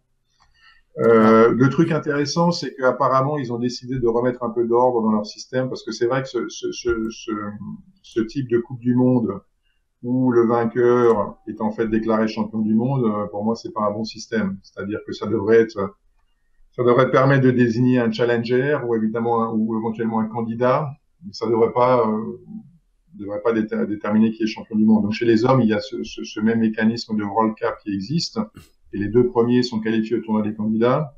Et donc là, si j'ai bien compris, j'ai l'impression que chez les femmes, ils veulent changer et essayer d'aligner le mécanisme sur celui utilisé par les hommes. D'accord. Oui, parce que là, je pense que c'est une amélioration. Dans la finale qui s'est jouée entre donc Yu Wenyun et puis Katrina Lano, qui a fait un exploit, parce qu'elle a été maman pour la 4e fois, c'est ce que on découvre sur ce que j'ai appris sur le site Europe Échec. La dernière partie qui s'est jouée entre elles, il y a quelque chose de... Comment dire, je veux dire, échiquènement, c'est très dur, puisque là, si je passe la vidéo, alors je vais essayer de repasser la fin de cette vidéo, si j'arrive, parce que ça se...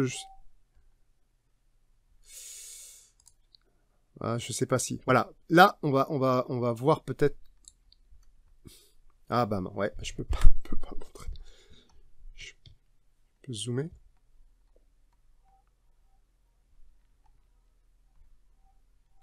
Ok, donc là, ils annoncent le vainqueur parce que après Cavalier H2, joué par Yu Wenyun, Katrina Lano a fait une gaffe, a joué Dame G6. Bon, c'est une erreur de... Enfin, c'est... Comment dire les noirs. Oui, c'est une erreur de fatigue. De toute façon, là, elle était obligée de gagner elle était obligée de gagner puisqu'elle était menée, en fait, dans le départage. Il fallait qu'elle gagne avec les noirs, puis elle n'a pas vraiment une position pour jouer pour le gain, là. Non. Mais pourquoi je montre ça? Parce que on peut faire le parallèle. Là, maintenant, si le match Carlsen-Caruana va dans les parties rapides, va jusqu'au blitz, que ça se joue à l'énergie, est-ce que le titre pourrait se jouer sur une gaffe de ce type? Ça serait quand même un sacré coup. Oui, bien sûr, c'est possible, surtout en blitz, évidemment, tout peut arriver. Mais là, en fait, ce qu'il y a, c'est que c'est un match entre deux joueurs. Là, ce système de Coupe du Monde, bon, elles ont démarré à 64, et en fait, tu fais deux parties classiques. Si tu perds une partie, tu as de bonnes chances d'être éliminé. Même s'il y a une joueuse ukrainienne, Maria Muzichuk, qui a réussi plusieurs fois à gagner avec les Noirs, qui est dans une situation où elle avait, je crois, 2 fois, dans 2 matchs, elle était menée, elle avait perdu avec les Blancs. Et elle a réussi à retourner la situation en gagnant avec les Noirs à chaque fois la partie d'après. Et donc, c'est extrêmement stressant, très fatigant. Tu as des joueurs, par exemple, qui se qualifient facilement. Ça avait été le cas de Yu Wenyun, qui, me semble-t-il, est arrivé en finale sans jamais passer par les départages. Alors que Lagno avait eu un match très très difficile contre Pagonina et ils étaient allés jusqu'au Blitz Armageddon. Donc là, je crois qu'elles avaient dû faire 10 parties de départage, peut-être 8, je sais plus, mais enfin un nombre très élevé. Et donc c'est vrai qu'il y a des joueurs qui arrivent dans un état de fatigue qui est assez Assez épouvantable. important. Et on se souvient en particulier de la finale World Cup chez les hommes entre Schwidler et puis Karyakin. Où Schwidler avait une position gagnante, je crois. Hein. Ouais, c'était un peu gaffe sur gaffe en fait dans cette finale. Il y a eu des bourdes des deux côtés. Enfin, c'était d'une qualité assez piètre par rapport au niveau des joueurs. Donc là, j'ai suivi un petit peu les parties. J'ai trouvé que ça jouait quand même bien, à part donc cette bourde là que tu as montré à la fin, qui est un petit peu l'exception qui s'est produite à la fin. Et donc Yu Wenjun, en fait, s'était qualifiée très facilement, mais elle a été menée dans cette finale, puisque là, c'était pas en 2 parties, les parties classiques, mais c'était un match en 4. Oui. Et elle a dû gagner la dernière partie classique avec les Noirs, me semble-t-il, pour pouvoir accéder au départage, qu'elle a finalement remporté. Donc ça a été très chaud. Et donc là, les commentateurs que tu montres, c'est Alexander Morozevich, qui est un retraité, mais qui fait des commentaires assez sympa. Enfin bon, il a un style de jeu aussi très actif. Il propose toujours des combinaisons, enfin des suites pour jouer. Okay. Oui, effectivement, c'est des commentateurs qui sont très très agréables à écouter. Hein, il se passe des choses, on vibre à certains moments. Donc là, par exemple, entre les deux joueuses, entre Katrina Lano et puis Yu Wenyun, alors il y a eu sur les 8 parties, il y a quand même eu trois parties décisives, voilà, et notamment, s'il me semble bien, les 2 dernières. Oui, c'est bon. Enfin bon, en tout cas, ça fait au moins 1 mois que ce championnat du monde féminin se déroule, ou au moins 3 semaines, enfin je sais pas, depuis quand exactement. Oui, c'est très très long. En fait, ils étaient 64 et les hommes ils sont 128, donc il y a un tour de plus. Mais c'est quand même très très long et c'est vrai que c'est très fatigant. Il y a un truc intéressant, c'est que pendant la deuxième partie qu'a gagné Lagno, il y avait une finale de foot couleur opposée. Je dis ça parce qu'en fait la partie d'aujourd'hui là dont on a parlé, en fait, c'était aussi une finale de foot couleur opposée. Et c'était une belle partie d'ailleurs. Hein. En fait, c'est très positionnel. Lagno a battu Yu Wenyun. D'accord. Alors, quand je dis foot couleur opposée, je me trompe parce que je vois qu'il y avait encore les tours là, en fait. C'était foot couleur opposée. Ah, quand il y a les tours, il y a encore des possibilités, oui. Ouais, alors écoute, Claude, alors tu nous as fait ça montre que non seulement tu es un expert de la Petrov, que tu es comment dire, tu es très attentif à l'actualité échiquéenne, tu regardes tout ce qui se passe. Est-ce que tu as un pronostic, finalement, sur la fin du match, Carlsen-Caruana? On revient à ce match-là. Donc je vais dire juste comme ça Caruana, sans raison particulière, mais parce que comme je trouve qu'il n'a pas été surpris, il n'a pas été en danger, voilà. Mais il y a aucune raison pour laquelle je dis Caruana. Tu me poses la question, donc je réponds. Voilà. Mais il n'y a pas de, je n'ai pas de justification à donner, si tu veux. C'est juste, faut choisir. D'accord, faut choisir. Faut choisir. T'as fait ton choix. Voilà. Et le dernier truc que je voulais dire, c'est que quand je disais qu'on avait plein de choix, donc pas forcément de choisir entre 2 joueurs quand on ne sait pas lequel va gagner, mais il y a d'autres championnats du monde en cours en ce moment qui nous concernent. Enfin, toi, je sais pas, mais moi, depuis peu, c'est les championnats des vétérans, ou des seniors plus, puisqu'il y a les plus de 50 ans et les plus de 65 ans qui se déroulent en ce moment. On a des joueurs français dans les 2 compétitions. Donc j'ai vu qu'il y avait Prié, Varey qui était dans le plus de 50, et puis dans le plus de 65, on a Weisser, Shirazi, Giffard, et puis j'en oublie parce qu'il y a d'autres joueurs français qui font ce tournoi. Bon, ils en parlent pas encore sur le site Chessbase. Je crois sur le site de la fédération, j'ai vu quelque chose sur Weisser, en tout cas, oui. D'accord. Bon, alors le panorama est complet. Écoute, Claude, merci beaucoup pour cette discussion autour du championnat du monde avec ton pronostic. Là, je me remets en gros plan, mais non, je vais garder les. Voilà, donc une belle analyse. On a discuté de l'actualité, on a vu le Videogate. Alors, on se donne rendez-vous très bientôt pour d'autres commentaires. Je te remercie et à bientôt. Merci Étienne, et puis bonne continuation. Salut. Ciao.